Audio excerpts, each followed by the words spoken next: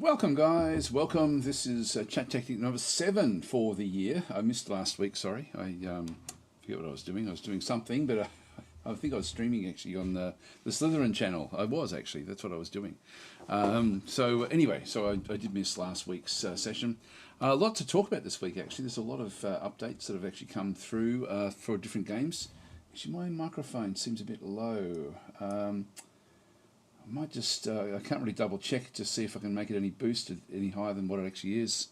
My apologies about that. It looks like it's actually, it may have sort of not picked up the booster that it requires usually.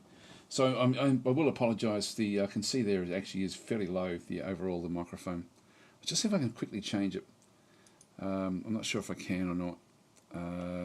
Where is it? Where is it? Where is it? I think it's on this next page over here. Under utilities, just double check. Sorry, this is just got to see if I can boost it here. If I just go back to 0 levels,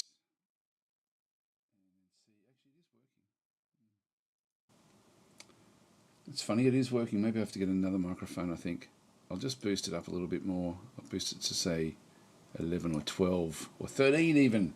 That might be a bit better actually. So I'll just try it around 13. So 13 decibels. So hopefully that's actually okay. It's sort of on the edge of clipping, but that's sort of where I would prefer it to be. I think I might just make it down to say 12. Not 11. I'll just do it manually. All right. Okay. So that will be fine. All right. That's done. Okay, hi Chris, how you going? This game's still in mixed review. I can't believe it. I can't believe it. It's unbelievable. So we're going to be talking about Distant Worlds, of course. Been some big things that have come through in the last week with Distant Worlds. Let me know if it's sort of if it's now uncomfortably loud, but I think it's about right now. Just looking at the actual the level meter, it seems to be sort of about right. Okay, so anyway, with the with the reviews, it's sort of, what's it on, 66%. I just can't believe that this game rates around 70%. It's so much better than that overall. Anyway, it does have some big changes. We've got a lot to talk about this week. Actually, there's a lot of things that have come through. So if we have maybe we'll just start here at Distant Worlds and work our way through.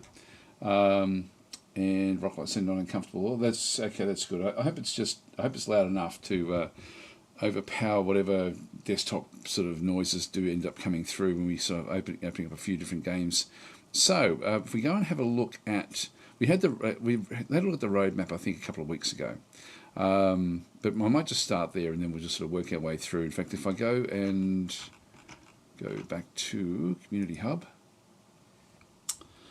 and we'll just go to discussions and start there. I think the roadmap is in here anyway.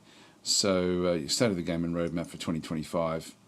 So yeah, it's got the link there to the roadmap. So it really is just going through essentially that there's the things that are coming up, and it's not really the things that are coming up that's exciting news about with Distant Worlds this week. It's actually other things. So you've got March major update to Boskara and Xenox faction refresh. That's actually what the big news is. That's actually really that's hit really well. Like these are really amazing changes actually that have come through for both Boskara and Xenox. I'll talk about that when we get it. Actually, I might just go straight to the game and sort of show that one. In April, we've got the factions DLC for the Artuk and Wekaris. So they're actually on their way. Major update in July. I'm not sure what that will then be for. Major update for Tekin and Harkonish faction for refresh. That'll be good as well. I really do like these refreshed factions. It completely revolutionises the way that they play. Pirate expansion coming in December, which is fantastic. This is actually something I think a lot of people have been waiting for. So that's going to be awesome.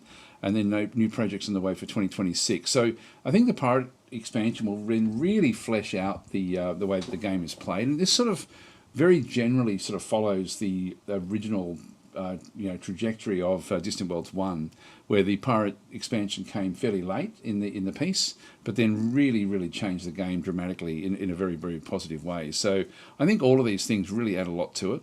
Maybe we'll start the game and I'll just show you the Boskara and Xenox factions and sort of how they do operate, because they are really quite different. I'll just go back to the other screen. Let's fire up Distant Worlds. It can take a little bit of time to load in. but we'll go from there. So yeah, so the big news really is, so look, if you've got the game, this is a free update with the Xenox and with the Boskara, and that it really changes them in a very, very interesting way. I've got two games actually which I'm playing at the moment, and on Twitch. So one is on the Slytherin channel, and one of them is on the is on my own channel. So if I go and I'll just go and continue a game. If I go and load a game actually, so I've got the Xenox Ascendancy, which is the game I'm currently playing. I've only been playing for a very, very short period of time, but these are playing as the Xenox. So let's actually have a look at these guys. These are now fully fleshed out. The Boskara still is waiting on, I think, a couple of other abilities that will then sort of come with them. So when we have a look at the actual what's going on through here, in fact, there's nothing that's showing up. There was a special event that comes up. So the way it works with the Xenox now is that you really need to find ruins, and actually sort of make use of ruins if you possibly can. So for example, we've got a ruin over here. It's the only ruin that we've actually found so far at New Dalian 7. So this is it through this other side. And so this particular ruin provides 80% bombardment resistance and ground attack resistance. So it just sort of helps to protect the planet. But it also has got empire-wide bonuses of 3% base maintenance savings, which means that instead of it being 500 credits per year to have a cloning facility or something like that, it's going to be 480 something.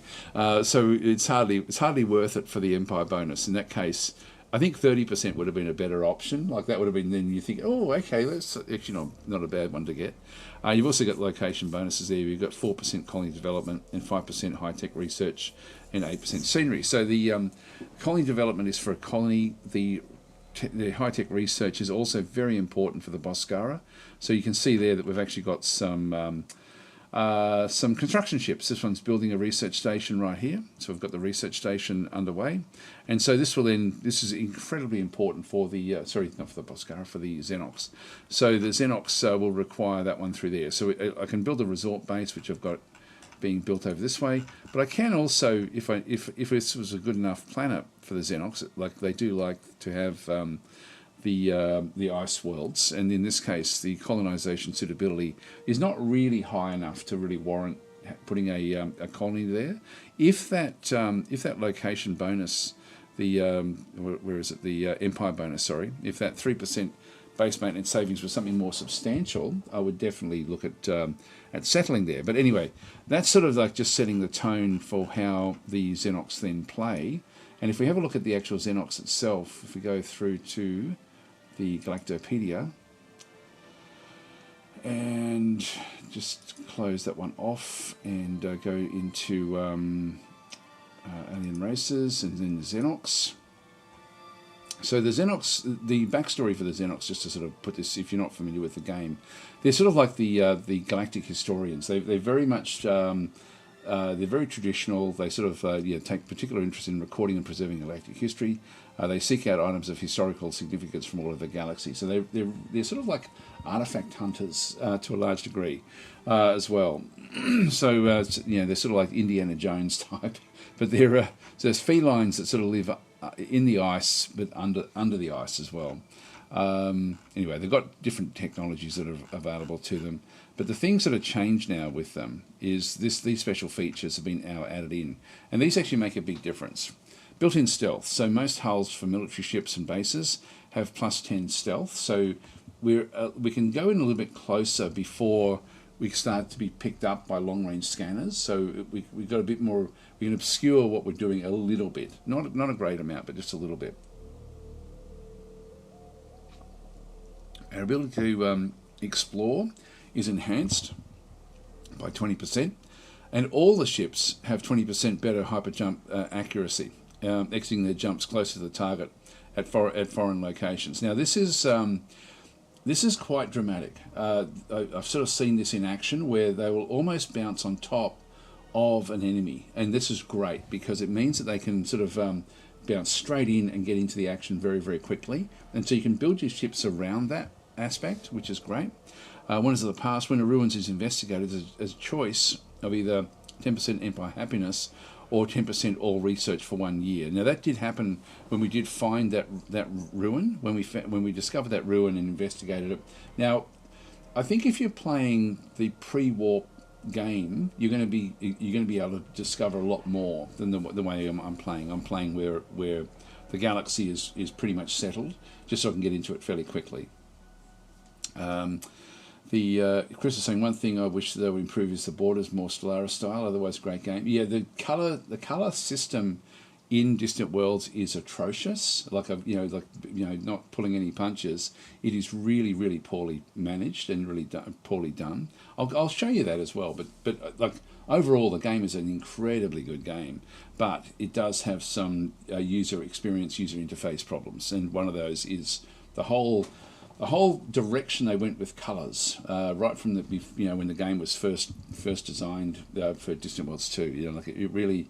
They painted themselves literally, pardon the pun, but they painted themselves into a corner with the way that they handle colours, and they can't get out of that. So they're stuck with these atrocious regime of colours in the game. But I'll go through how that actually operates, because it's actually a step backwards from Distant Worlds 1. Like Distant Worlds 1 did it better than Distant Worlds 2 did. Anyway, let's continue on. So predictive history. When a ruin is investigated, can choose to get improved diplomacy and intelligence for 2 years, but at the cost of reduced research. So you have these different choices that come up when you do find ruins. Preserve the ruins. When establishing a new colony at a location with ruins, there is a choice to convert the ruins into a free government facility, or keep the ruins but with increased bonus levels. So we can get sort of other bonus levels there. Now I haven't tested this here, but we should be able to get the bonus from the I'm not sure what sort of bonus we'd end up getting, but I'm assuming maybe it might go from 3% to 6%. That's still not good enough for me to warrant putting in a colony. It's going to cost me a lot more to have a colony at a poor location than it would be for me to do it, than to sort of get the empire-wide bonus. Subterranean cities, all planetary facilities have bombardment resistance and ground combat resistance because they're underground. Search the archives can perform a thorough review of all data in the Xenox archives. This review will provide a random benefit, a short-term boost to happiness or research, or even the coordinates of an important galactic location. Now, I'm not sure how we trigger that, to be honest. I haven't sort of gone into the details with that one yet in this particular gameplay. So I'm not sure where that comes from. Then we've got unique leader traits, so archivist. So this is something we can actually have on our leaders. Unique leader trait is ancient lineage. Choose the character only ever has positive traits. That would be pretty cool. Unique scientist trait, living in the past, so minus 5% to all research, but greatly increased chance of critical research breakthroughs. So that's a bit of a double-edged sword, really. I'll come back to all the other comments in just a second, guys, and so then we'll go through it there. But it's sort of I will go through for me, the colours are a massive problem. I don't think I can ever change it, to be honest. Unique ambassador trait, manipulator, minus 10% diplomacy, plus 10% psyops. Acquire when signed treaty with another empire. Now this is interesting. What this does is it sort of means that your ambassadors, you've got to. It's pushing you to become a bit of a like a grey eminence type playthrough where your spies are good, and so you can actually have very, very good counter spying, and so you can protect the technology that you create. This is one of the few factions that can actually be a technocracy, and so that's, for me, is my preferred way of playing the Xenox is to set it up as a technocracy. So unique spy trait, secretive, so plus 5% counter espionage and plus 5% concealment. Acquire when intercepting an enemy spy. Now, this is these really do flesh out. It doesn't seem like it's much, but they really change the way that you play as a Xenox, and it's things, for example, like the ability to bounce in so close to the enemy, right from the start, rather than having to sort of do like a close run and then coming at a distance and then close the gap. This one allows you to not jump on top of it, but get in much, much closer, which can be really quite beneficial. Like if you do need to get into the action very, very quickly. So it's almost like surprise attacks with the Xenox. So they're actually pretty cool the way that they sort of operate. They have different abilities. I've got like different fleets around the place in this particular playthrough. This is the one I'm currently playing on Twitch. So, and what I will do actually here is that, again, I don't actually have a giveaway for today. So I will actually make it so that we name one of the ships. Whoever wins the marble run at the end will have one of the ships in the first fleet. The first fleet is being established back and through here. I've got a few named ships. Where have we got them? So we've got only got a few. Beowulf, Falcons, and Began, I think. Yeah, and Orangutan's Book Club. So they're the 4 named ships. So whoever wins today, including one of those guys, I'll give you a second ship if you like. But if whoever wins the marble run will end up just having that one of these ships named after them. And when we get destroyers, I'm just going to any named ship, I'm just going to upgrade to the destroyer, and we'll just sort of do it that way. Right. So we've got. So Chris was then sort of saying, one thing I wish that they would improve the borders more Stellaris style, otherwise great game. Michael's saying, hi back. Rockler's saying, aren't all the Empire bonuses additive? If there was another planet with a 2% bonus, the total would be 5%. Yes, yeah, that's the way it works. Same with research as well. The research in the game sort of, this is why finding research locations are critically important in this game. Like it can actually halve the time that it takes to to actually be able to do research in the game. So it's dramatically important. So Chris is saying, I wonder if the borders and colours can be modded in some way. Yeah, when I was playing, actually, there was a comment, I forget who it was, sort of suggested a different style of playing the game, and like with some changes to the overall look, and it really makes a big difference. I'll show you that as well, because that is quite a good workaround. Michael's then saying 6 more games and I've got an achievement with a victory of each race in Gal Civ 4. Oh, there we go. Okay. Gal Civ's a great game as well. Yeah, love Gal Civ 4. Great game also, says Chris. No giveaway. Well, that's me gone. Yeah, no, that's all fine. So with the Gal Civ is like Gal Civ and Stellaris are more like board games. In that they play more like a condensed sort of version, so you get into the action faster, and a lot of people prefer that, over games like Distant Worlds. Distant Worlds is a simulation, at its heart, whereas Gal Civ 4 is more of a board game at its heart. So Steve is saying, will you be continuing the Distant Worlds 2 save after this ChatTactic? Yes, I will be. Not today, but tomorrow. So we will be playing this for the rest of the week, essentially. Just playing more and more Distant Worlds. I do love this game. So we'll be playing this, but this is a interesting little start for us. Now, you'll notice here that the colours don't look too bad with the way it's been set up. I'll go through the problem with the colours. So this is actually, for me, one of the biggest negatives in the game, and I think it has really hurt the development of the game, to be honest, because they've now got this situation where they can't break out of what they do with colours. And so what they have here is they have and they may be able to make some tweaks. Actually, if I go to diplomacy, so what you can see through here is that we've got like our group is in through this other side, but then we've got see how they've got the colours in through here. It's got like a greenish sort of tinge to this particular group, so its colour is going to be green. So that's going to be a green background to what it actually has, and we can see that back over this other side. The flags are preset. Most games will have like a design that you can then change the colour or colours, which is even better, in behind them. And so, but in this case, what it is when you choose the flag, you choose the colour, and you cannot change it. And so, if you end up with two factions that have got very similar colours, you're stuck with it for the whole game, and it's very annoying. Like so what I hope that they will at least do there is allow you to change the flag / colour while you're playing, and actually edit the flag for different factions you can see, just so you can at least see the difference in colour. That for me would be really important. But it's such a poor workaround, to be honest. And if we have a look, I'll maybe open up a couple of other games so you can see the difference of games that are really cheap to make, essentially, but they do this well. And so this was not this was not done well right from when the game was designed. So it was stuck with this really, I think it's a really poor design decision, to be honest, where we've got like the Xenox Royal Dominion is green. This one here is a darkish green. We haven't seen this one just yet. Then the Boskara is red. Now, it's fine if they're all different. And it's not even, like, again, most games will actually have multiple colours. Maybe we'll open up Gal Civ and I'll show you what I mean.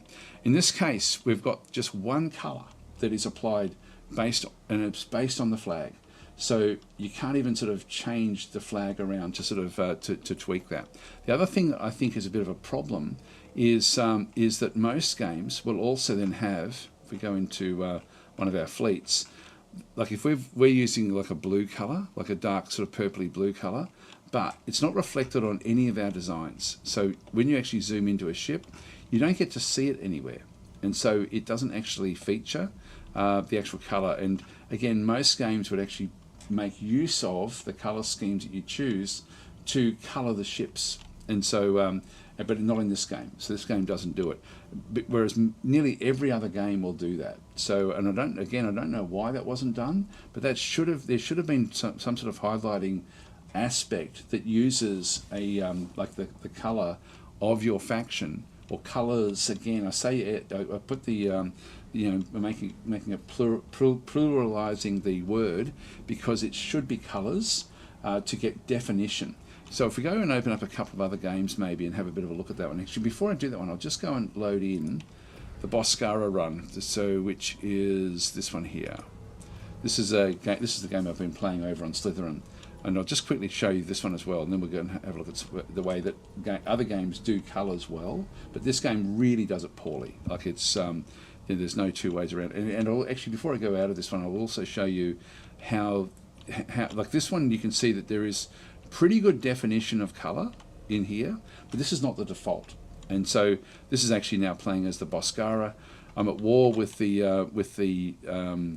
so I'm playing as a Boskara at war with the Mortallans coming back through here. So we've been having a bit of a fight going on, and the reason for this is because of some of the abilities and disabilities now that the Boskara does bring in. You can see we've got a lot of different things going on. We've got a war progress there with the Teekans. We've got different war missions coming through here, which I think that was a great addition to the game, adding those in. And then we actually have War Hive, which is one of the new abilities that have now come into the for the Boskara, where we can actually have, you can see we've got the War Hive, where the population growth on our home world is now increasing dramatically by 50% for about a year, I think.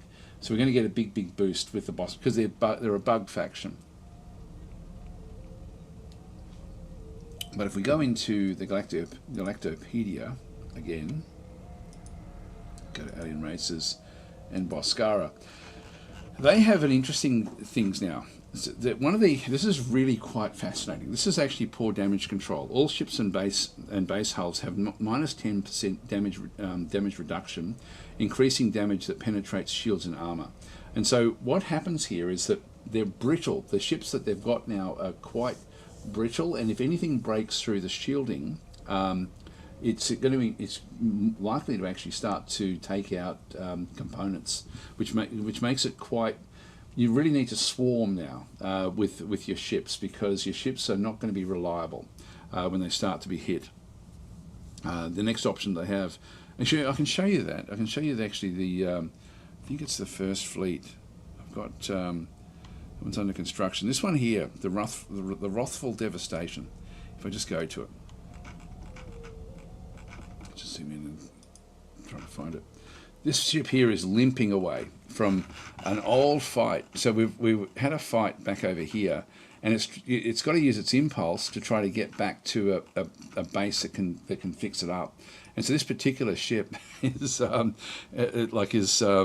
back to repair at this level. What I should do here is actually get rid of the ship itself, because it's just not going to. It's just not going to perform. And so what actually happened with this is, you can see there that the armor is down, and also at 94%. So it was fine during the combat, but it just like one or two shots broke through, and then they just smacked through the through the carapace or whatever the sort of hull is that it's actually got. And so we end up with a situation. Actually, this is actually, it seems to be okay again. Okay, this one looks like it may have repaired itself. But this one here, the standard armor was destroyed. So that one there got destroyed.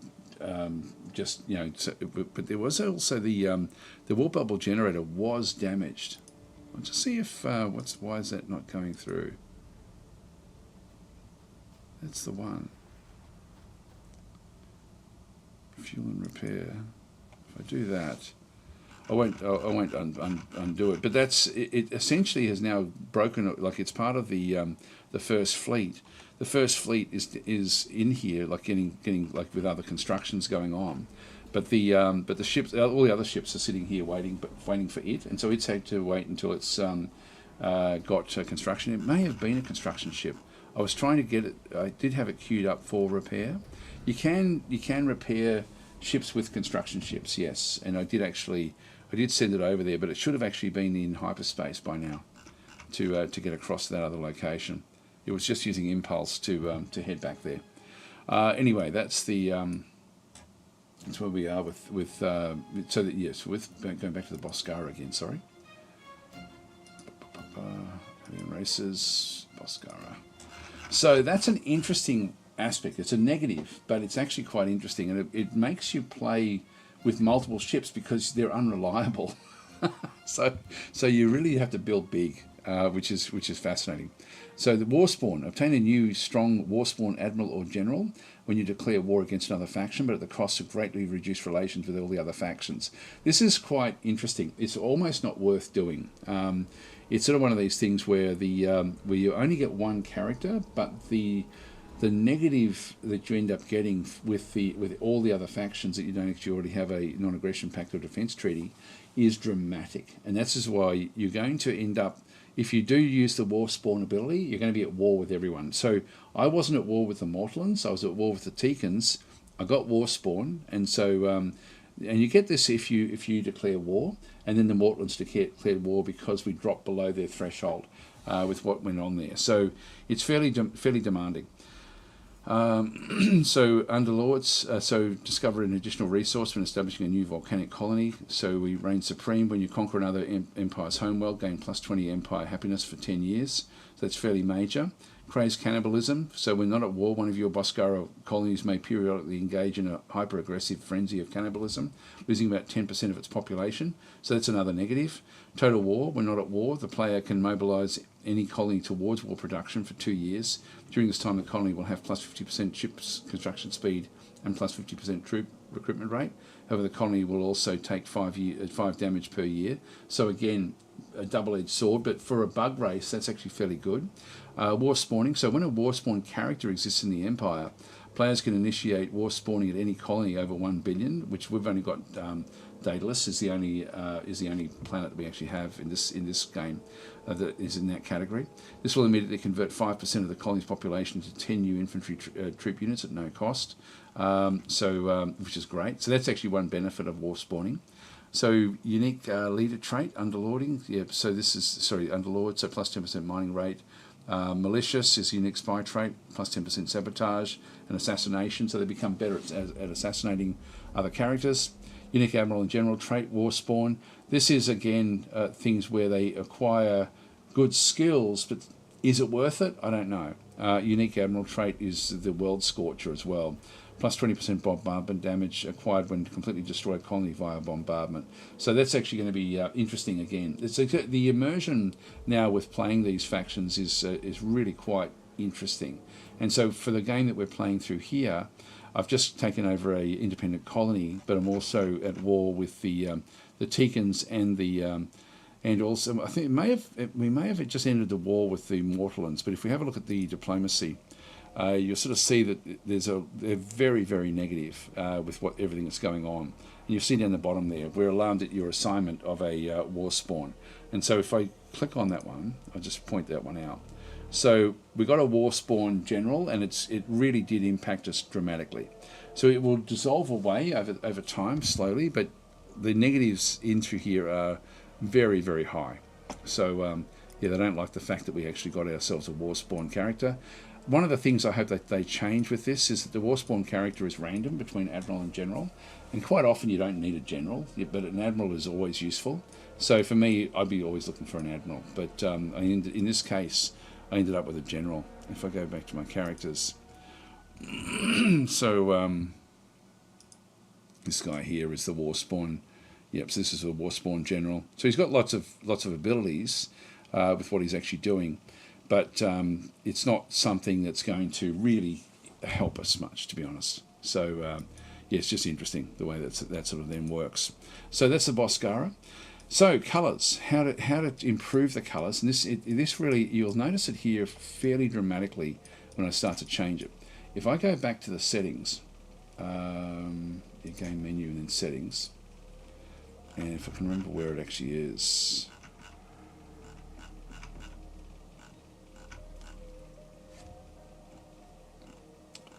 Yep, so this one here, so galaxy map and element opacity. So alters the opacity of elements on the galactic map, making them either more opaque or more transparent. This includes elements like empire territory and borders, colonized system markers and system badges. Now, by default, this is on 50%, and I forget who it was that sort of suggested this one. I'll just apply it. But this actually will then, see how dull it is? So if you can sort of, I don't know if you can pick that up, but that's actually quite a, like, it's not as easy to see the difference. But by changing this up, you end up with a situation where it suddenly becomes much more clear as to where the borders are. This may help you where you have nuanced colours that are actually in the game. So if you do have the game, it's a fair way down. It's the Galaxy Map Enhancement.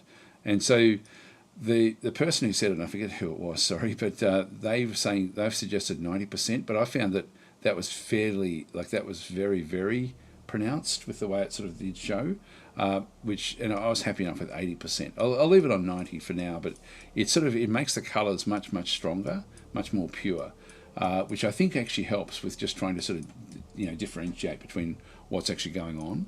So that was a really, really good tip, I got to say, just to change that one little setting. Other things, like let's go talk about the problem with the way that the colours have been managed in the game. So what actually happens if we go out and just go back to the main menu and we start a new game. Let's choose Boskara in this case. When I come into here, everything to do with the colours in the game is dictated by your Empire flag. Now, I did actually have a mod. I'm not sure if I've still got it installed, but these are the colours. And so when you choose a flag, you are choosing the background colour to be the colour of your faction.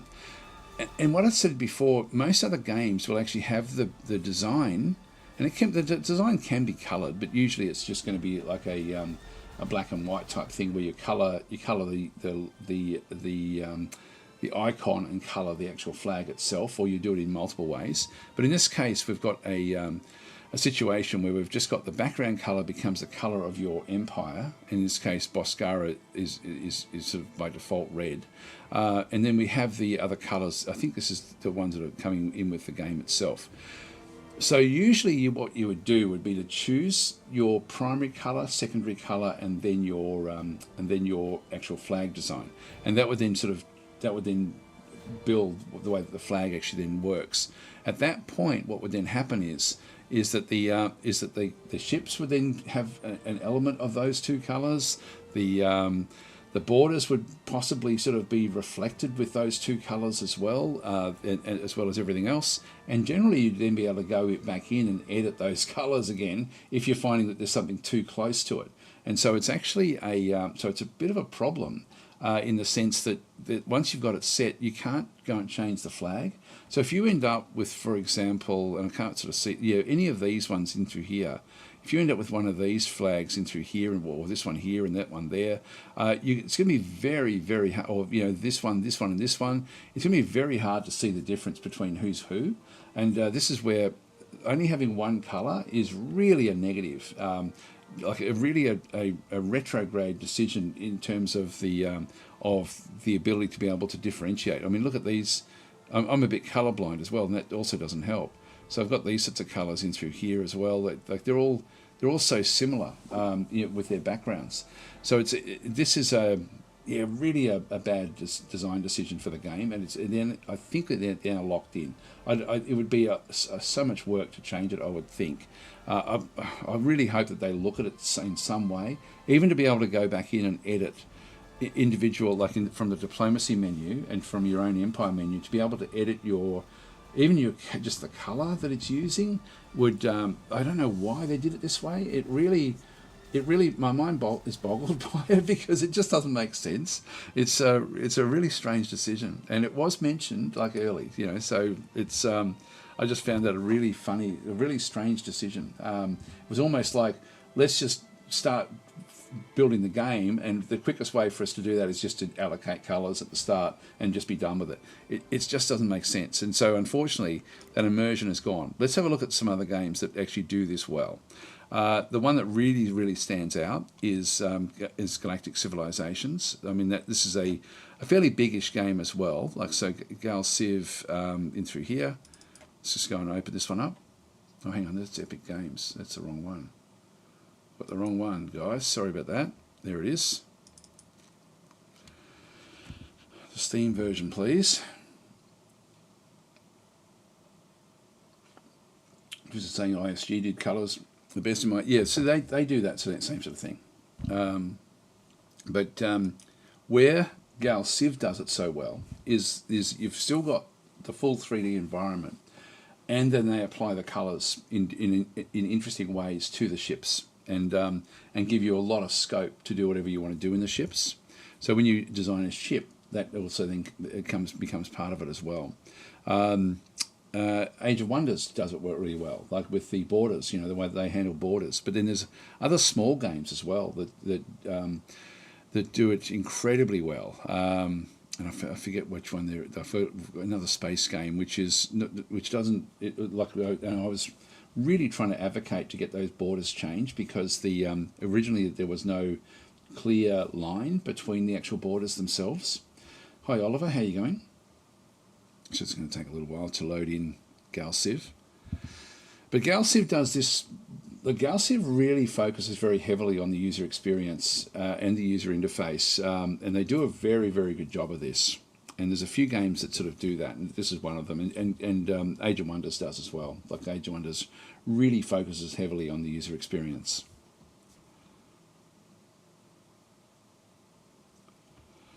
All right, here we go.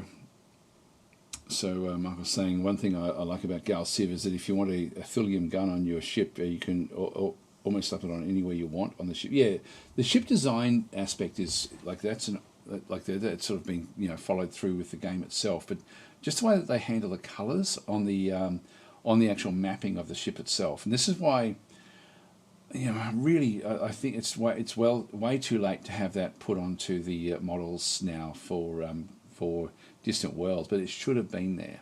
Those sorts of things should have been, like the colour, the way that the colours work is, and the way that it impacts the user experience is dramatic, and it wasn't considered, and that's I think that's a failing of the game. It's a minor point in many ways, but it's also something that should have been done right from the very start. It should have just been part of the way they did it. Every other game does it. So if I go into new game here, for example, and just let it load in, for some reason it always stalls and stutters a little bit when it's trying to build what's going on through there. I'll just go into random custom civilization at this point in time. So if I won't bother generating. Yeah, it's just weird how it does this. It will eventually load in. Just takes it sort of builds some letters and then skips other ones, and then sort of brings other ones back in. But if I go back into sort of abilities, yeah, see how it's got the map theme, it's got the interface theme, it's got the so these actually will then impact the if I go to Terran, I don't think it will impact those so much. Interface theme, yeah. So they've got, and they use multiple colours in through here.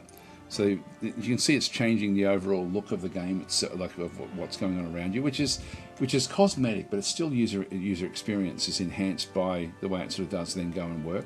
If we have a look at the, it should actually show not so much the commander ships, but when we go into the actual fleets itself, I think I can show it here.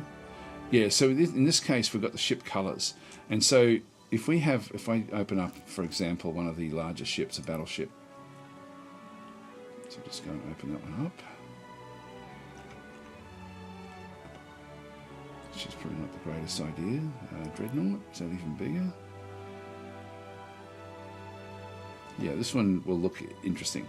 So this is they've got like first of all, I'm not suggesting that Distant Worlds should have customizable ships the way that Gal Civ does it. Gal Civ does it really, really well, where you can build the overall look of your ship. But what they do actually have then is a way of color controlling the way it sort of shows, and I think this is really important. And so we've got, for example, these are the different color schemes. So if I go into like default, we'll then sort of make it just all like basic colors. Terran will then sort of make it more blue.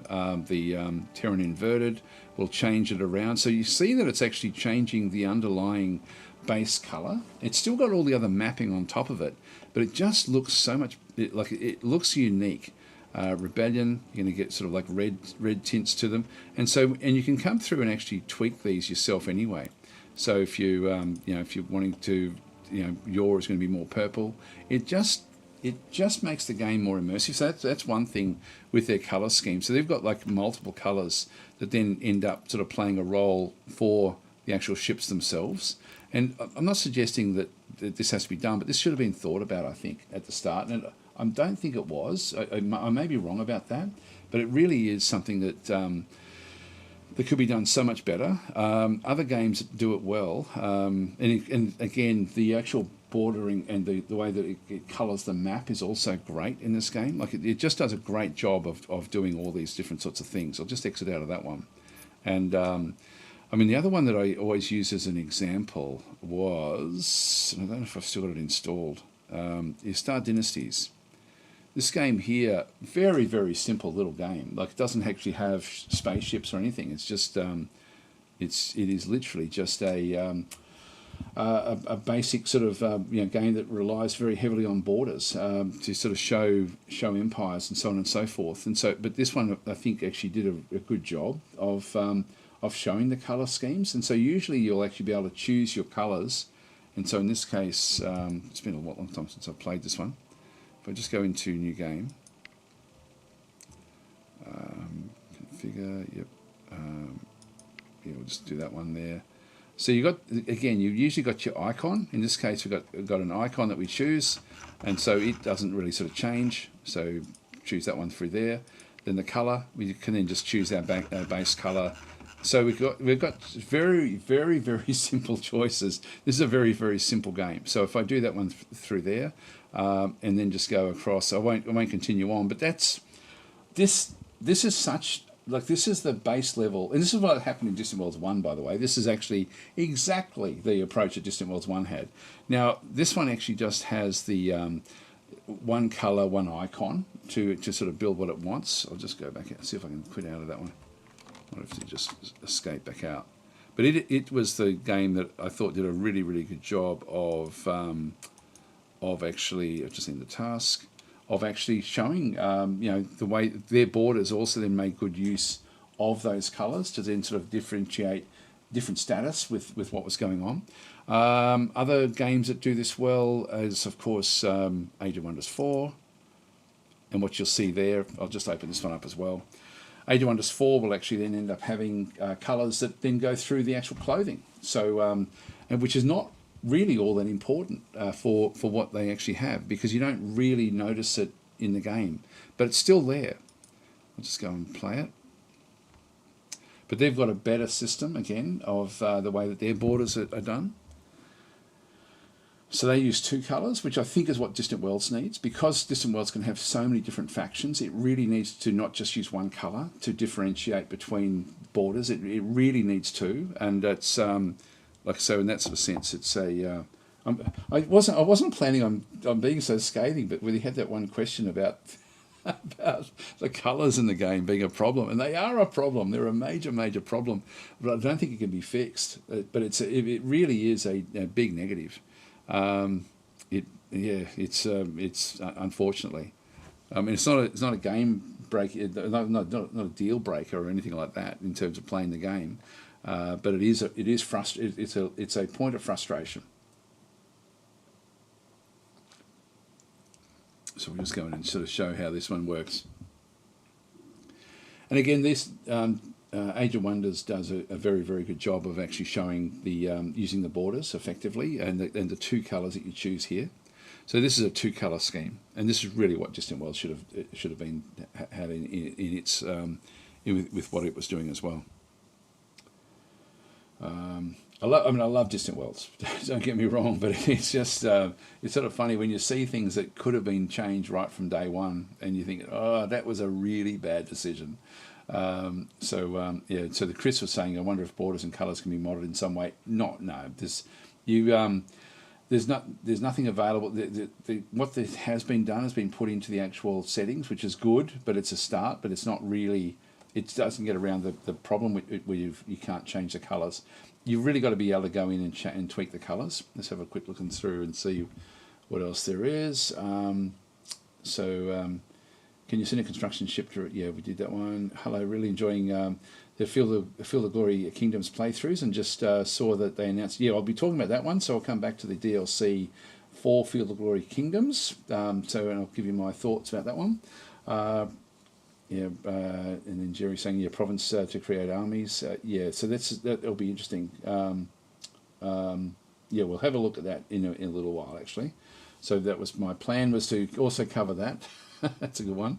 ISG did colours best. Yes, it's Chris. Oliver's saying good morning. Hi back again. We did that one. Just going through. Chris is saying Stars in Shadow. Bit of an old game now, so I won't bother opening that one up. Derek Peterson saying unforced error. Yeah, it's in terms of choosing that colour choice. I don't know what happened there. I don't know why that was the decision. It's such a bad decision with a game that's got so many different factions in it. Star Dynasties did do it well. Yeah, they did. Hi, Hoth SMS. Oliver saying, in an older Star Trek game in which you could play the Federation, Klingons usually usual suspects. The user interface changed accordingly, not so much for the ships. Yeah, well, see, Gal Civ does that as well. Birth of the Federation, says Chris. And Chris just said Google search that for the website. The link will come up. I can hear the hour when you say colour. Yes, we spell it with an O-U-R. It's sort of funny because everything to do with web design and web development, everything is just L-O-R, C-O-L-O-R, and and I was quite resistant to just doing the American spelling, but now it's so prevalent. I'm wondering how long the colour spelt the English way will actually will prevail. I don't think it'll be around for very long. Actually, it's the other way of doing it is just becoming too prominent. So it will change the way that we spell that particular word. Then we'll have the words like flavour and all those other words as well with O-U-R. It always takes a while to load in, unfortunately, Age of Wonders 4. There's a few games like that for me that really do take a long time to load. This is one of them. The one that really takes a long time is Gladius. It takes forever.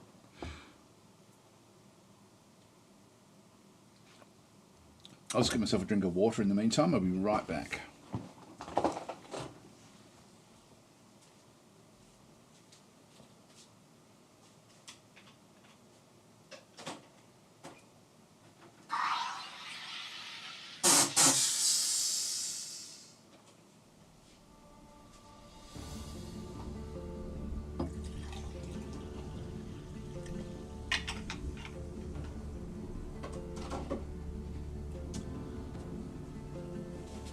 Here it is, the best game ever made.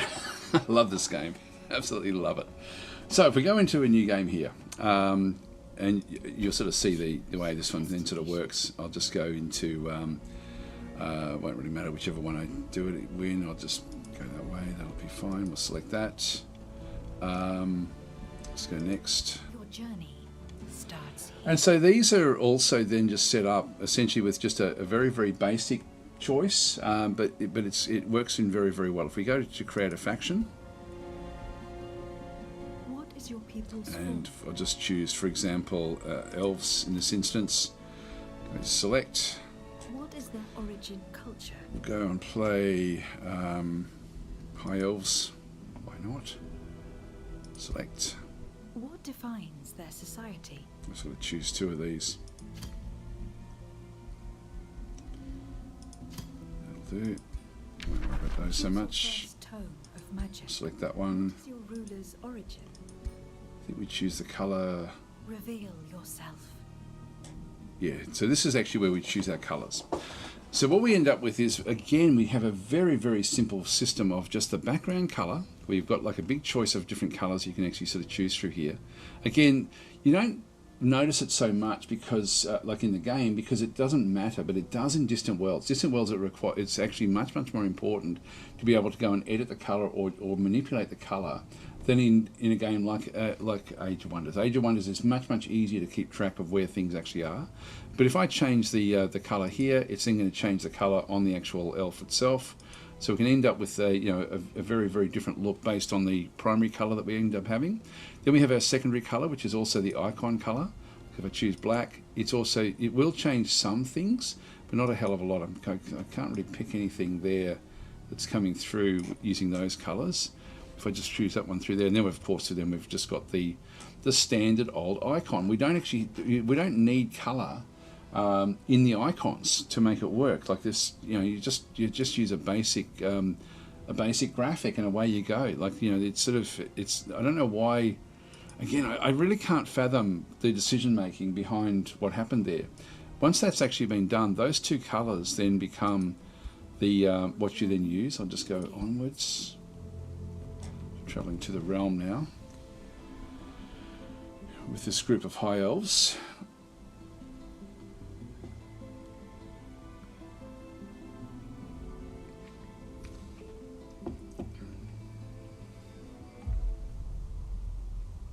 Yeah, Chris is saying, it loads in 10 seconds with an SSD. I've probably got to look at that.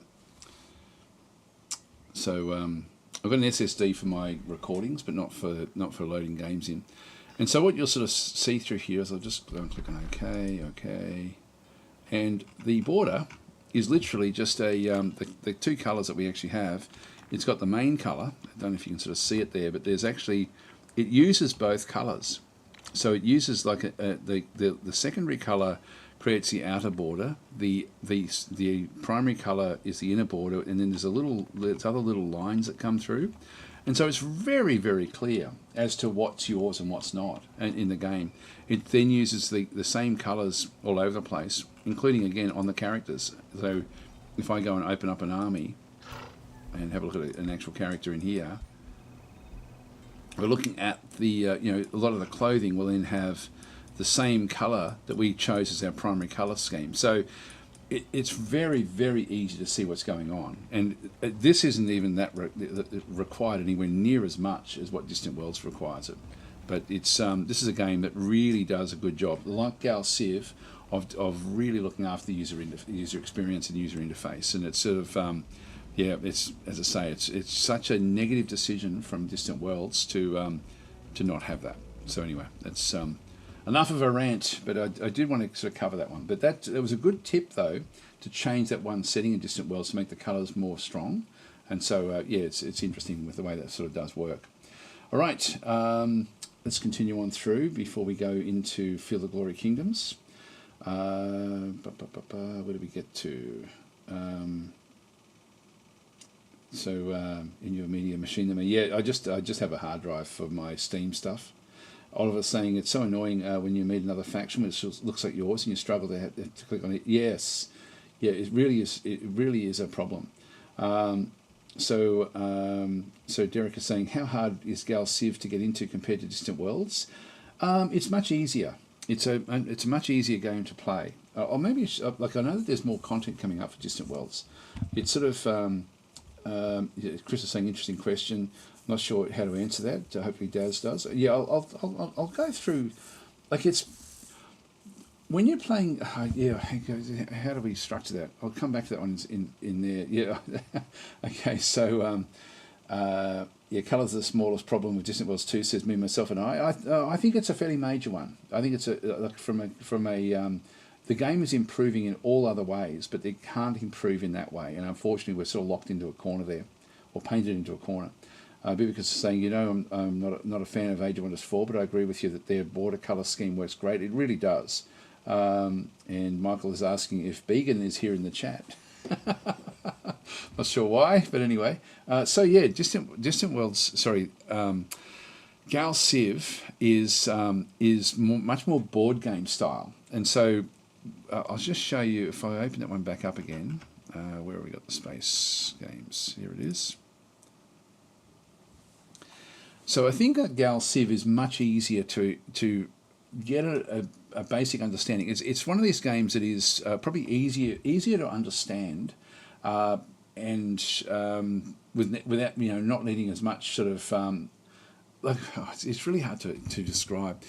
One of the problems people have when they play Distant Worlds is that they think that they have to expand as fast as possible. Like every other game, every other space game, you have to expand really, really quickly, and including in Gal Civ to a degree. You want to be getting those planets as soon as you possibly can.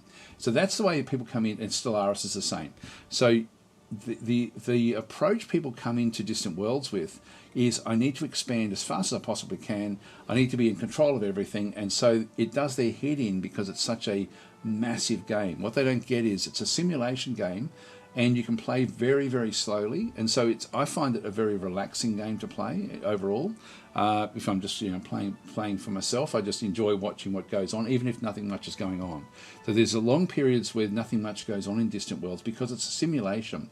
At its core, it's like watching a large aquarium where you've got like different types of fish in the aquarium, and they slowly do things on their own. You don't have to touch anything in Distant Worlds if you don't want to, but you can. And so for me, I love that aspect of it. I like the full simulation aspect of it as well. But in something like Gal Civ, it's very much about playing like a board game, where it's about the turns. It's a turn-based game as well, so that makes it also a bit different. But if I do go into a new game, like if we choose, and the different factions really are dramatically different as well. Like they've done such a good job of this game. Like it really is amazing. Like to try to just go through, like if I was going to create like another faction, they've got a generative AI that actually helps you build the factions. So if I go into generate a custom faction in through this other side, I can then go through and actually give a generate based on a description. So short description for AI generation of the faction. So if I go into here and put in something, for example, like resource control, what should we call them? Aquatics. So if I just do something like that, like it can be, that's just random, but if I do anything with swords, maybe. So, and if I then just go to generate, it will then go through and actually have a look at what it thinks will be the best way of doing this one. So it will figure out, for example, like Seas Conquerors, Blades Unsheaths, and it will then sort of go through the description. So it'll flesh out all of that sort of stuff for me just using the AI. And we can then just go and get it to search like action, like you can generate images and sort of search through images in their library of different sorts of things. And this is a bit hit and miss, I've got to say. Like it's not great, but let's just say we choose that one through there, or I can go more images like this and just try to sort of pick up more. So it'll sort of end up with a different sort of group. Let's choose this one here. Done. So that will become our actual leader. But the interesting thing about this is you can see there it's already changed the phenotype to amphibian, which means we have different abilities on different planets. So there's a big plethora of setups you can do with the game. You don't have to do it this way, but like there's a lot you can do. And then the personality is incredibly incredibly detailed. And so you've got like 40. No, sorry, you don't have as many of these. Aggressive and expansionist. That's one of them. You've got cultural focus, but you also then have your abilities in here. This is where this civilization abilities. There's so many combinations you can have in this game. Like there's literally be millions of different ways of generating a faction to play very, very uniquely. And so there's 40 of these, and so you end up with 2 of them to end up with sort of like a combination of different ways of playing the game, like a hive mind, for example. Ships in your territory gain additional hit points per colony controlled, and then proliferation in through here when a ship is constructed. So these things really dramatically change the way the game is actually played. I won't keep on going on with it, but in the actual game itself, you then are really just following through standard board game principles of trying to expand as quickly as you possibly can. The game will, of course, have variants, and so you need to scout effectively. It's a very engaging game, and it does sort of chop and change because the factions you come up against can be so varied and so different. So it's fairly good in that sort of sense as well. But Distant Worlds also has that, and Stellaris also has that. So they've all got that aspect of it being fairly different. But the different things with Gal Civ is that really the ability to build the empires the way they actually have it is really, really good. Like that's amazingly good. So yeah, it's sort of, I think it's easier to understand Gal Civ than Distant Worlds, to be honest. But I love Distant Worlds. I love Gal Civ too, for that matter. So just quit out of there. So there we go. Do you have to be online to take advantage of the AI generation? Yes, I think you do. Yeah, I think you do. Derek's saying I play a lot of Distant Worlds 2 and never tried any Gal Civ. I think it's one of those things. Like my go-to in space games is Distant Worlds because I like the simulation aspect of it very, very much. So got a question for him about Fernageddon, says Michael. I don't have it. I haven't played it. You guys are talking about that a lot. I had a look at it. It doesn't look good to me. We can have a look at that. Let's do that before we go into Field of Glory. Fernageddon.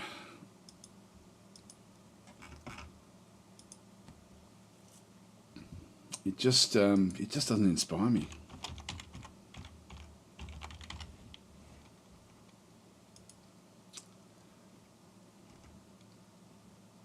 It's only got 6 reviews as well.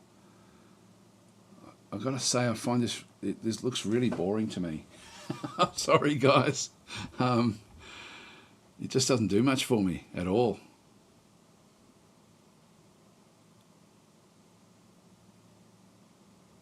It's funny because a few of you are really raving about it, and it sort of looks like a really poor version of Battle Brothers, but with sort of like weird 1990s Wolfenstein walking around the place, or even so it's got like a Wolfenstein sort of approach to it as well. I don't know. It just doesn't look good to me. Sorry, guys. I just don't like the look of it. So I was gonna after people were talking about it last week, I thought, I'm gonna have to go and grab hold of that to see, what it's like, to see if it's worth playing. But it just doesn't do anything for me. What do people say about it? I mean, people recommend it. Pretty free roaming sandbox. Yeah, great little game. Bit of a learning curve.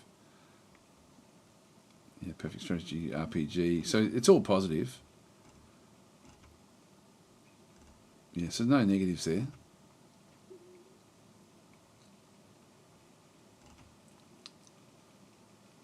Yeah, I don't know. I may be missing something, but for me, it just really doesn't look great. So it's, I sort of was thinking like I've got other games that I've got to be trying to get into. So it's one that I decided not to really try to pursue. Okay, well let's go across now and talk about Field of Glory, because that's also big news this week. Field of Glory Kingdoms. So if you haven't played Field of Glory Kingdoms before, if you're not sure how this one actually does work, I've put up a video a week or so back, maybe a couple of weeks ago, which sort of showed what was happening in the series that I'm doing on the Slytherin channel at the moment. I'm playing as Wales, and it was that's been really, really good fun. And so I did a bit of a summary of there. So if you're wanting to sort of see what the game sort of does, how it presents things, and then also the battle system if you take it into Field of Glory Medieval, which is a different game, but they're extremely closely related as such. Field of Glory Kingdoms is essentially like the campaign overlay for it, and then Field of Glory Medieval is when you play the actual tactical battles if you wanted to. So Bubicus is saying Firmageddon looks like a cross between Draken and Disgaea. I don't know either of those games. Rocklight saying, is there a demo for Firmageddon? I've got no idea. No idea. You can see there that the reviews are very positive, rates at 81%, so it's just into the very positive. Like I think 80% is where the very positive sort of kick in. And so there's a lot. It's a fairly complex game, but it is a fun game to play, like in terms of the way it sort of, you can then end up with an alt history of the way things are sort of working in the medieval era. One of the things, it only starts in, there's different ways of playing the game. There's different campaigns that do start at different time zones, but to play the grand campaign, there's only one start, which is, I think, 1054. And so 1054 is the actual start for the game, and like for the base game. And as I said, there's smaller scenarios around it as well. But the thing with it is, yes, I've got the next snapshots now coming through. I'll be streaming this again, I think, in a couple of weeks' time, two or three weeks' time, I think, over on the Slytherin channel again. But this is the announcement that came out. So, announcement: Field of Glory Kingdoms, Rajas and Tribes DLC coming soon. And I've had a quick look at this. This expansion broadens the frontiers of your conquest, including new playable nations, an expanded map, and innovative mechanics that bring nomadic and tribal civilizations to life. Now, the thing I'm excited about when I read that was that we were going to possibly be able to start to play as somewhere like Prussia, because Prussia was just a barbarian tribe in the 1050s, and so it may mean that we can sort of take a tribe like Prussia and actually build it into a bit of an empire. Expanded frontiers, a new playable nation. So with the map now extending to the Indian subcontinent and deep into the heart of Africa, you can command the formidable Rajput kingdoms, the kingdom of Ethiopia and many others. Whether you seek prosperity through trade or domination through war, these nations offer a fresh and dynamic challenge. Now, I've got to say that I'm not interested in that. Just to be purely out there, I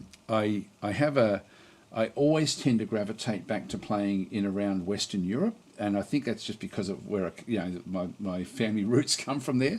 So I've got more of an interest there than anywhere else, and so I'm not really interested in playing away from that zone. I think that's why I'm thinking like Prussia interests me, but not much else. It's sort of.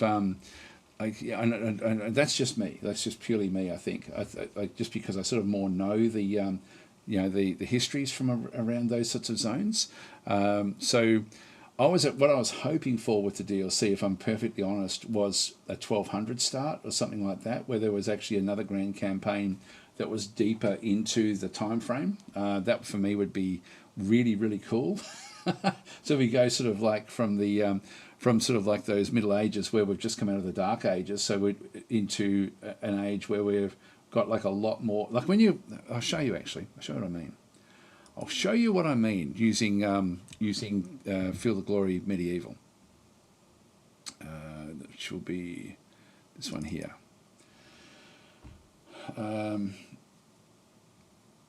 So Michael's then saying, just go into RPG mode, Daz, and be someone else.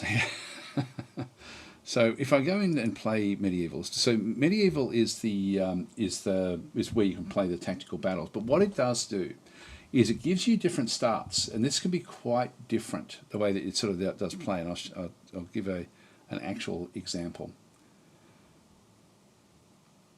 I'll use the English as an example. I think I can probably show that one reasonably well. If I go into a battle, I'll just go into a custom battle.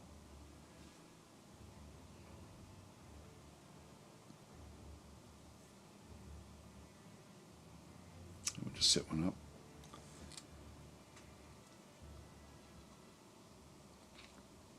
All right. So we have we've got different modules in through here. Now with the pick your own army, I'm going to go and pick. And you'll see here that we've actually got a filter. I don't know if you can sort of pick this one out, but this is the filter is the full gamut of the game. Now, if I choose from say 1,000 to 1,100, that's sort of where Kingdoms is.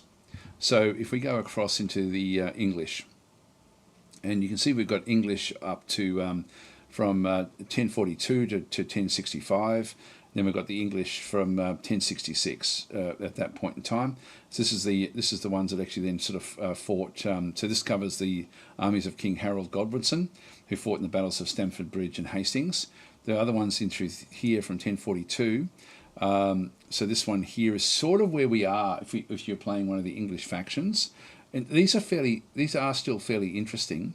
But before that, to sort of choose something even before that era, it'll be the actual locations, for example, like, I'm thinking it will, maybe it won't.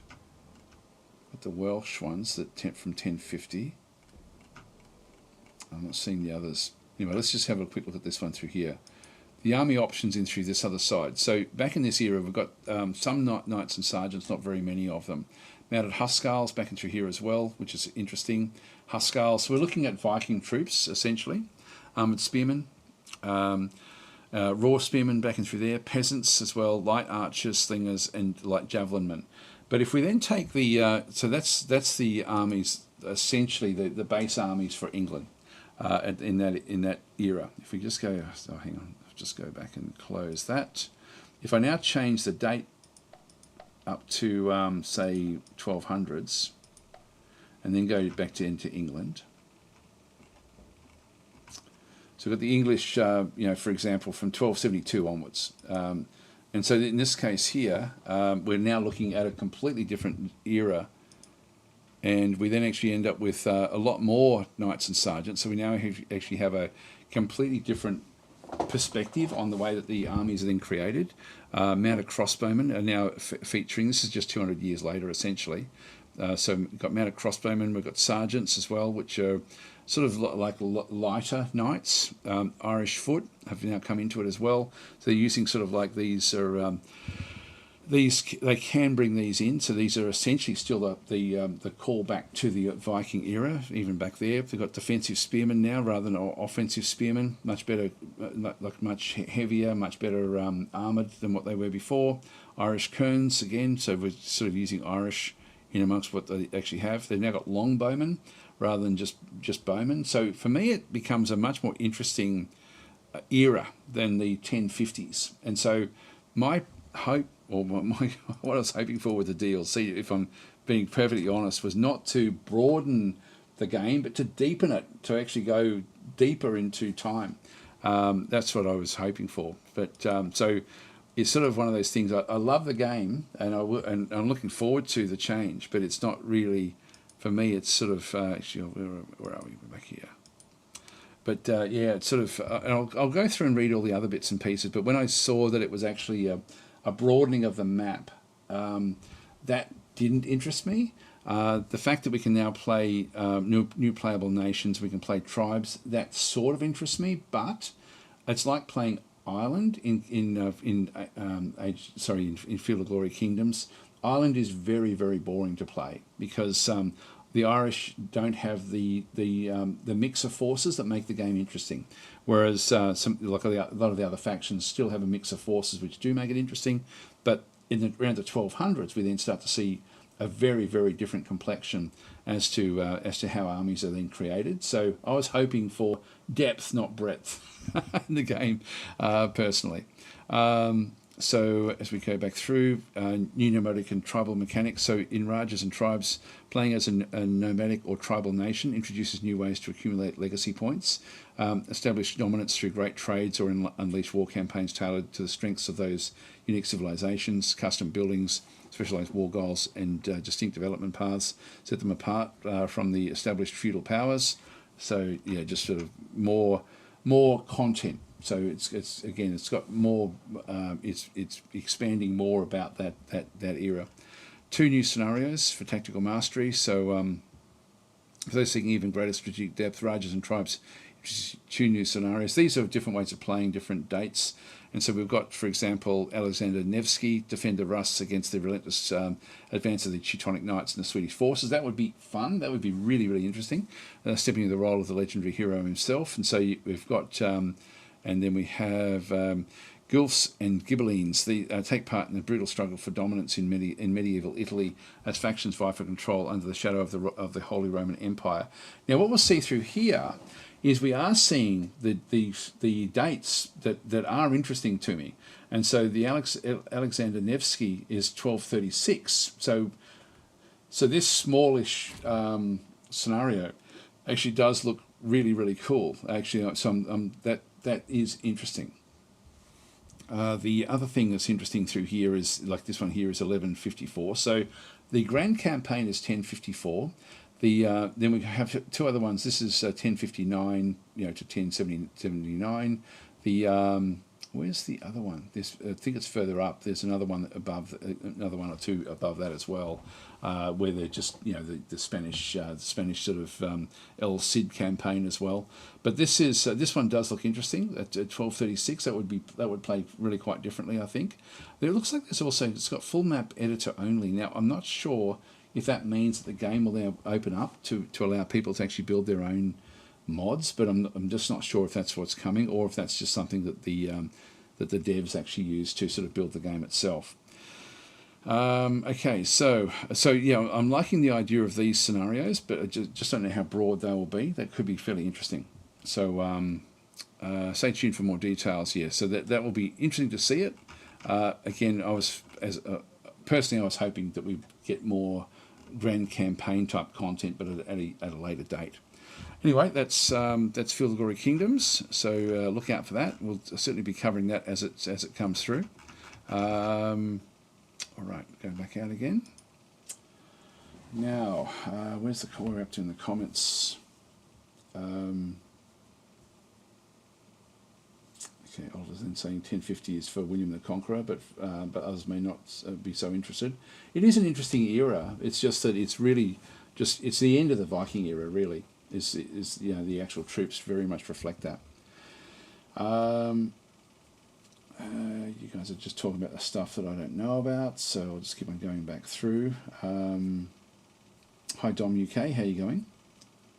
So I remember having a friend that turned the display around and okay, that's different again. Yep, okay, that's fine. There's nothing else there for me to comment about. Let's just go through other news, I guess, and just sort of see what other things have been sort of mentioned. If I just go back to my actual Steam thing. So, Heart of the Machine. This is actually a really, really good game. So this is actually getting more and more updates all the time. So it's updating a lot. It's a really fascinating game, actually. It's a game that I do want to do some video content on, just for the simple reason that it's just so interesting. But you really, the first time you play it, you really need to go and play through the tutorial, which is sort of like the start of the game anyway. So it has different chapters. So the first 2 chapters are tutorial, and it does take a long time to go through them, but it is worth doing. You've still got a lot of control over what you do, but it will just direct you as to how to get into the city building aspect of Heart of the Machine. Heart of the Machine is essentially a city builder, but with where you are building like an AI network that can be either positive or negative for humanity, which is quite interesting. Zero Seevit. So Zero Seevit did actually have a winter update that came a few weeks ago, which I was going to cover, but I haven't actually done it yet. Intravenous, just more changes there. That's a great game. If you're looking for a game that actually does have like really good mechanics in terms of when you trigger a guard, that they will then go and get other guards to come and swarm and help them. This does it best. I haven't seen another game that does this anywhere near as well as this one. The other thing with that is Intravenous and the Hype Train is the actual publisher for it. They also are the publisher for Quasimorph, and Quasimorph has now also changed where they have a similar sort of swarm tactic with the guards, which is actually makes the game really, really hard now. They'll actually come hunting for you, which wasn't the case up until very, very recent. I think that there'll be a lot more changes along the line of that, I would imagine. I just wonder whether they're actually sort of looking at what Intravenous did. Flotsam I won't worry about. We've got Going Medieval, won't worry about that one. What else have we got? Zero Sievert, that's the weather update. That was a week ago, actually. Got the roadmap for Terminator Dark Fate Defiance. I'll be playing a lot of that on the Slytherin channel in the coming month. I've been playing it a lot over February as well, and that's been such a polished game to play. It's very, very good, like very good. I'm actually really enjoying that one. So have a look at the roadmap maybe at this one here. So in 2024 Legion arrived, which is sort of like a different campaign. So it's sort of different than what I normally would play, because I tend to just play like skirmish type modes where we've got random maps. So you can see there in early 2025, there's an RTS Fest demo. I'm not sure what that's going to be for. So they're bringing out some sort of demo, I'm guessing. In spring, a multiplayer and skirmish update. That'd be great. Summer, new paid content, Conquest Mode DLC. That would be interesting as well. Free content drop and new paid content story campaign DLC for in winter. So they've got a lot of stuff actually on their way through. Next update that's coming in spring will include new functionality for skirmish and multiplayer. One new feature the team is adding is customization elements to the reinforcement functionality. This allows you to create your own unit and army preset. That'd be pretty cool. Conquest mode. What's this one here?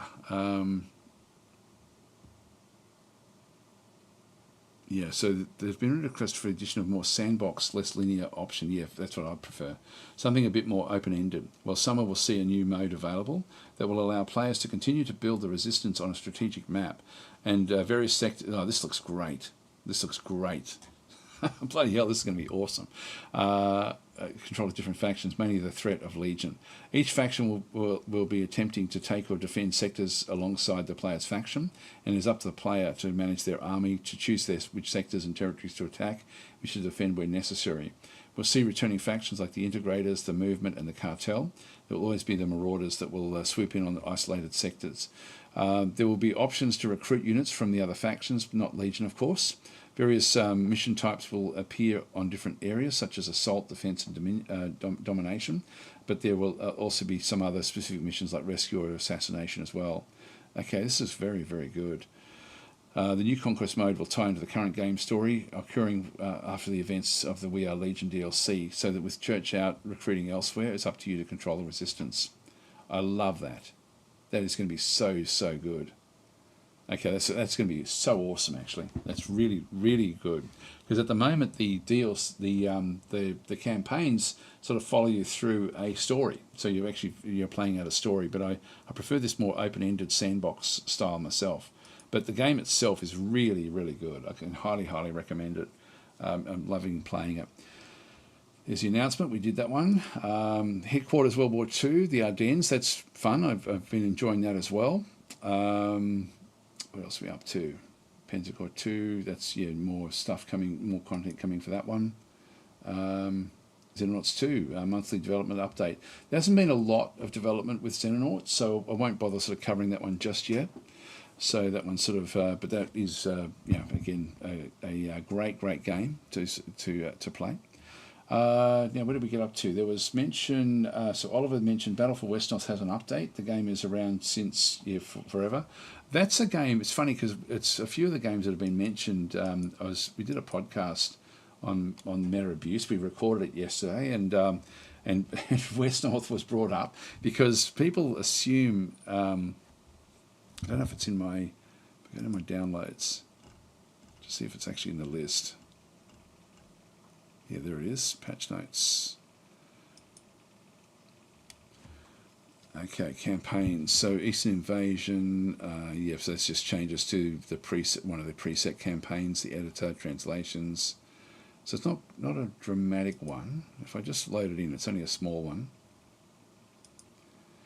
Because this is a free game, by the way, Battle for Wesnoth, and it's a very, very good game. But it's a game that used to be very, very frustrating to sort of then go and play. Has been, yeah, so Chris is saying Zephon has been very quiet lately. Any news? No, I don't know. I was thinking that the other day as well. I'm thinking I haven't seen any updates for Zephon for months. Like, it feels like months. It may have been, yeah, like something that came through at some point. But yeah, it's just not. I don't tend to get rid of these for you know, for quite some time. But they're not in my list of updates that have actually come through. Yeah, it's weird.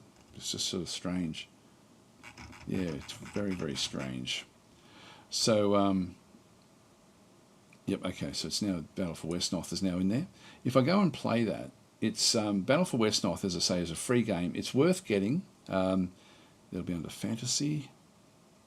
If I can see it there, it should be a shield. There it is. And they've made a lot of changes to it over the last few years that has changed the way that the random number generator works, which is really positive. In the, like, it's, yeah, choose which.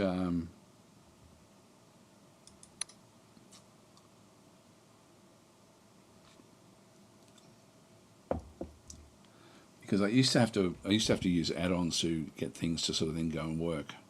It's just updating all of my mods.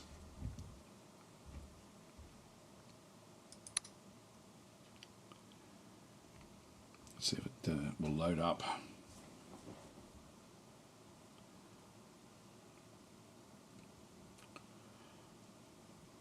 So Dom UK said, did you try Adventure Mode? I think you mean in Dwarf Fortress. I haven't yet. No, I haven't really gone into it. If we go into, I'm trying to think of the way to play this now. Is it under campaigns? Just, what's the sound? Sorry about this. If it sounds overwhelming, I'll just reduce that. Trying to see remember which one it is. Yeah, so combat does now have the ability to change the different types of the RNGs have actually been changed in the game as well. But there is, God, that's so loud. That is really, really loud. Okay, so learn the basics here. So that's a tutorial. So you can chop and change these a little bit now. This is new in the game. If you go to multiplayer, you can actually play campaigns there as well. I'll just cancel that. Multiplayer. It's local game. Okay.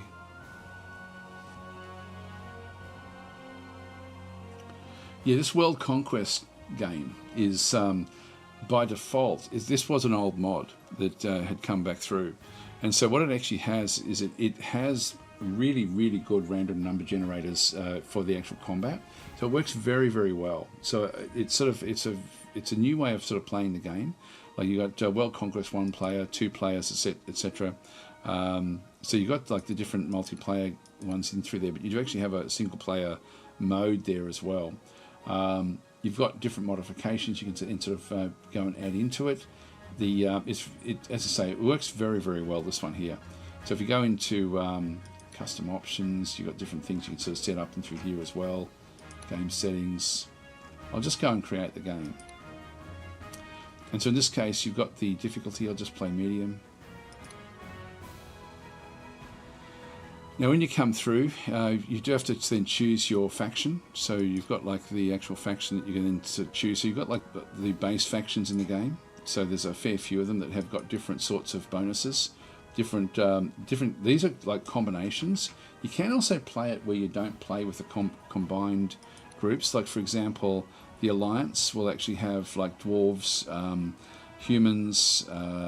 What else you got? Yeah, mainly dwarves and humans. The Artisans is sort of like Dune characters and dwarves.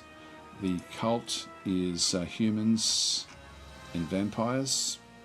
The Defiance is Dune and Undead. The Empire, Dune and Elves, and a bit of a combination. It's a whole combination of all sorts of different things. The Gang is Elves and Orcs, which is unusual. So there's a whole heap of them that sort of do different sorts of things. They do all play really quite differently. You then have to sort of choose your leader. So if you choose an actual, like when you've got one sort of chosen there, like White Mage is usually a good one to go with, and just go okay. So that would then sort of be the way that you then sort of play it. So you then just go and just say I'm ready, and it will then sort of generate the actual game for you. And this one randomly generates the maps, so it is really, really good procedural generation. But it does have the combat is now really, really good. So it's really quite nice. And so we end up with sort of our characters in through here, and then we just end up with like a random map to play, and then it goes through a campaign where we actually then take certain characters with us from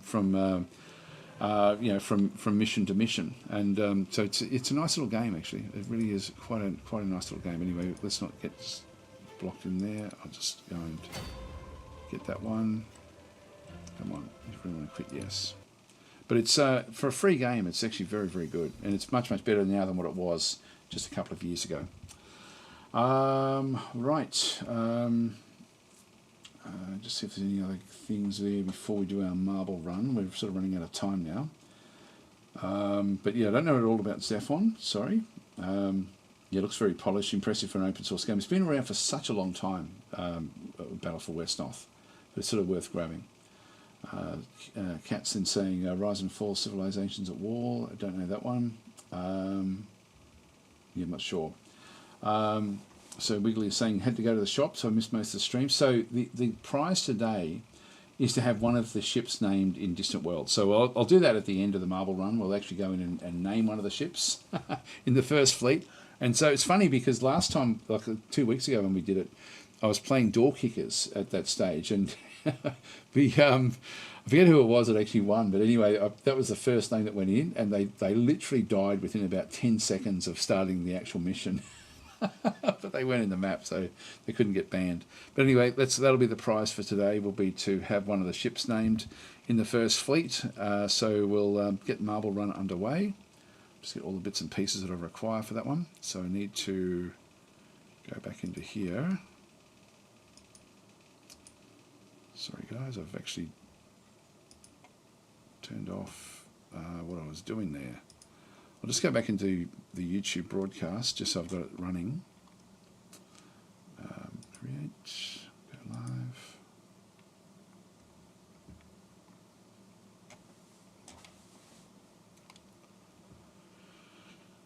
Sorry about this. I accidentally closed it. Yeah, so I'll just keep that one running there. All right, so what we'll do is we'll open up Nightbot. Add to chat. And what we'll do here is to go to giveaways. If you can just type the word win in. So just type win in the chat, and that will then you'll be in the running for Marble Run. I'll just get the Marble Run itself set up. There it is, Marbles on stream.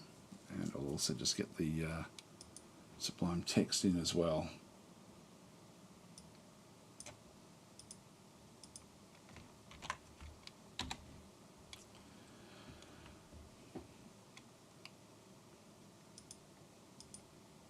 All right, here they come. Here comes the list.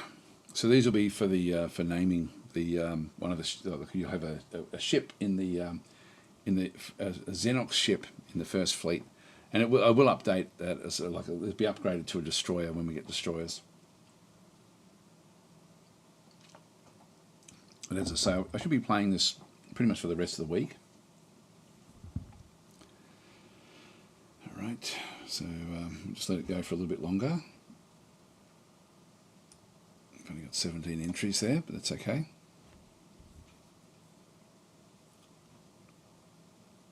Let's go back to Marble Run.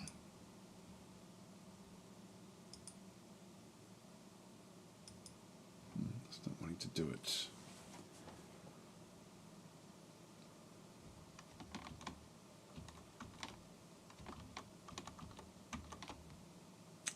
It's not loading up.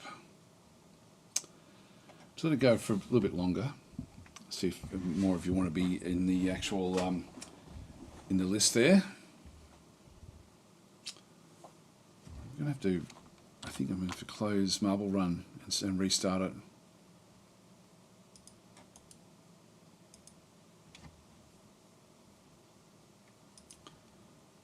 Alright, let's see how we go again.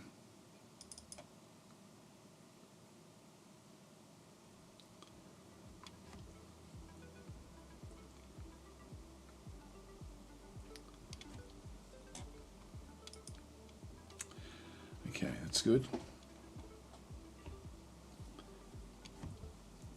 Yeah, Korosami saying, just saw the new Boskara special features. They're scary good at invasions. Yeah, it's going to be. I'm really impressed with the changes that have been made to those factions. To be honest, both them and the Xenox. Very, very much. Just going to go and get ready to add that one. We'll clear that group. Okay, in we go. So we have 20 entries, right? So we'll close it off here, guys. So that will be what we do. We'll just go and copy the eligible entries, put them into my other list, replace all. I'll just make sure that I've got everything I need. Yep, so 20 in through there, that's good. And we'll just do a save on that one. Oops, hang on, wrong one. And back to marbles.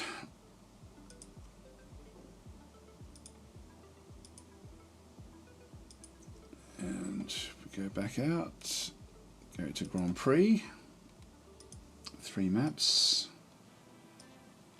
20, bots. Okay, autofill, and away we go. So good luck, everyone. Me, myself, and I are saying, anyone tried the refugee start in Distant Worlds 2? Yeah, it's good fun actually. It's you start off further along in technology than the others, but well behind in terms of your actual empire. So it's quite a difficult one. All right, let's get into it. So we'll go and play. So good luck.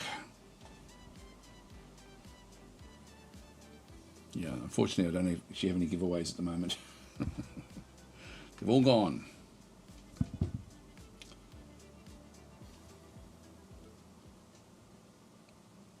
Here we go. So I'm not sure what this one actually is. Just get started.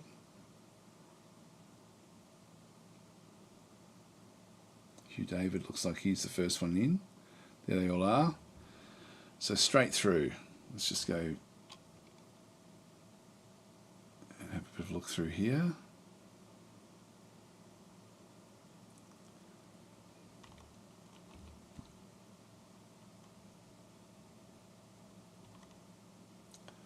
Reason it's sort of choosing to go back the other way. Here we go.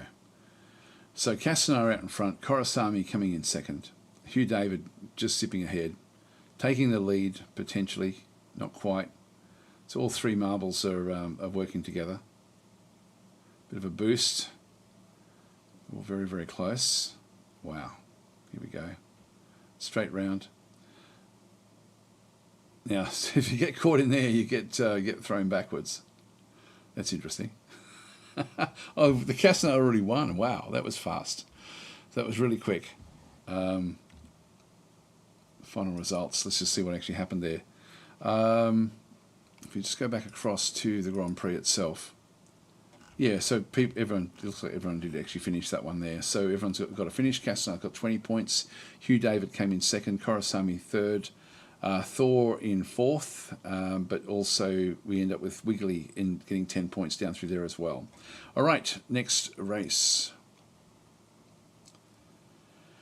Brenda's Secret Betrayal.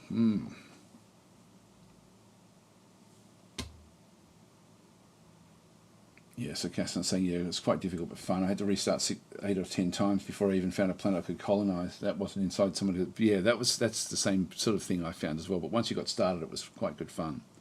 So let's get into this one. And they're all being thrown up into that little area. Let's just see who we've got. So is everyone coming into here? No, there's two different groups. Invictus looks to be the one ahead. Let's go and have a bit of a look. So we've got Invictus out through this other side. Don't know if anyone's fallen off yet. Looks dangerous. There's Blymond. Yep, so a lot of the others now coming through this area. Straight out. Yeah, okay, so this is the leader pack. So Blymond and Kelrash out in front with Invictus coming in third. They've got Kastner, Mad Hat Ravendesk has now sort of taken over. Everyone's been pushed together there. There's Cat, Bubicus. We've still got another, yeah, Tiny Mutant Squid, Maladroit at the back there. Back through here, Blymond way out in front. Blymond looks to have died. Oh no, maybe not. Oh no, it's just one of these things. That's okay. Yeah, the Blymond's still way out in front there.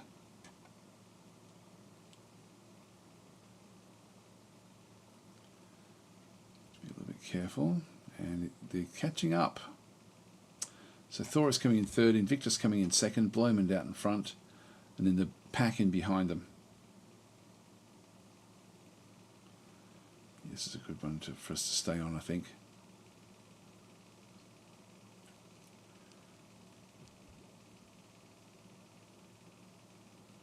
Okay, Tiny Mutant Squid looks to have hit the lead. Wow, that was big. And he's going down the railing rather than actually going down the stairs. So he's actually going to pull ahead here. Don't know how Tiny Mutant Squid came that far up. Looks like it may have jumped onto the railing.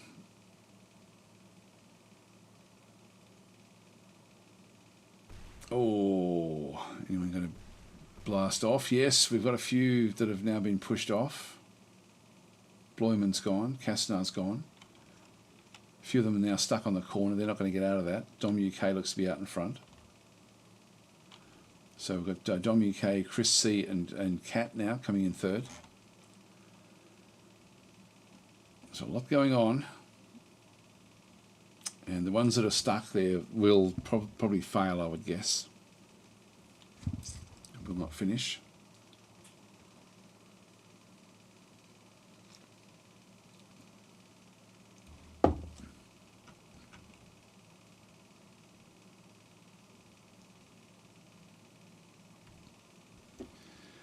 So these are probably going to keep this sort of order all the way down to the next area, I would guess.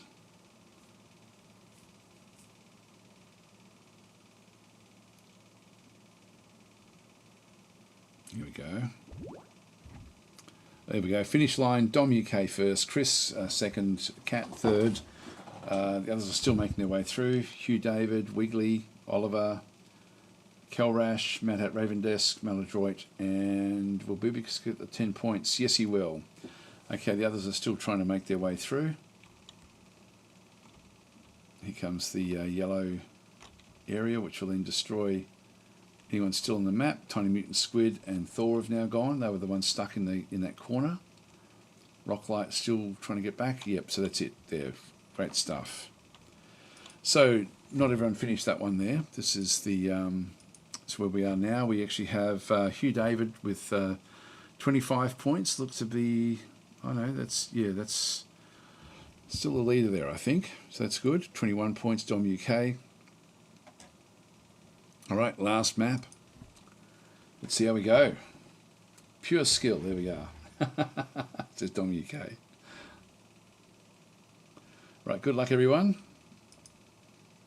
And we'll name the ship at the end of this for whoever actually wins. So Thor and Chris, Hugh David hitting that loop. Hugh David's gone straight out in front. Being caught up by the others. Invictus has come through. Oh, Rocklight, Mad Hat Ravendesk, and Chris, Dom UK have all fallen off. They probably really won't have much chance of winning this one now.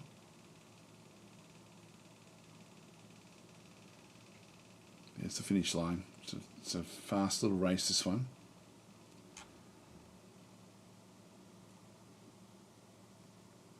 I don't know what those hands do. Don't know if they just block or if they do other things. Haven't seen the hands in the game before.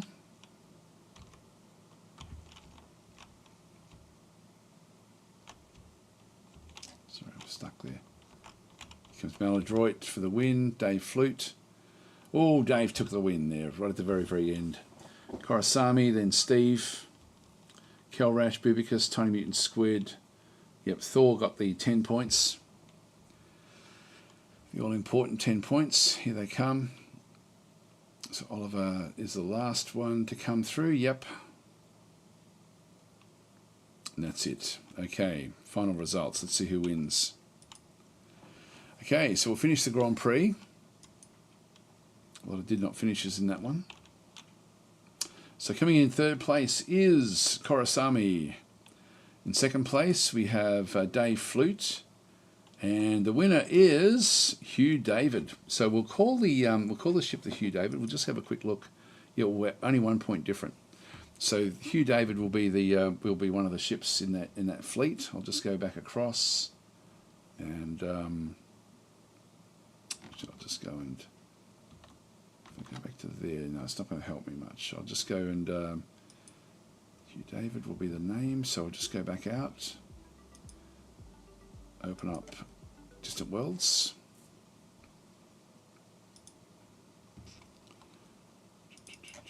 And just put it in there right now.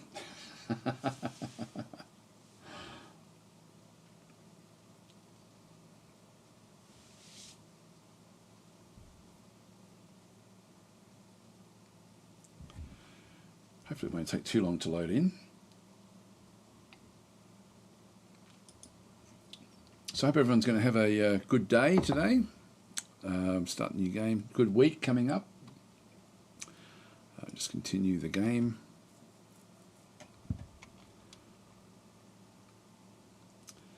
So if we go to the first fleet, I'll just give you the first ship in there.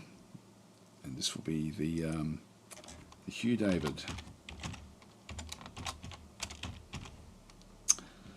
Done. Okay, so that one's now named in the ship, and so as that fleet grows, and I think it's still just that one's just been built, that particular ship.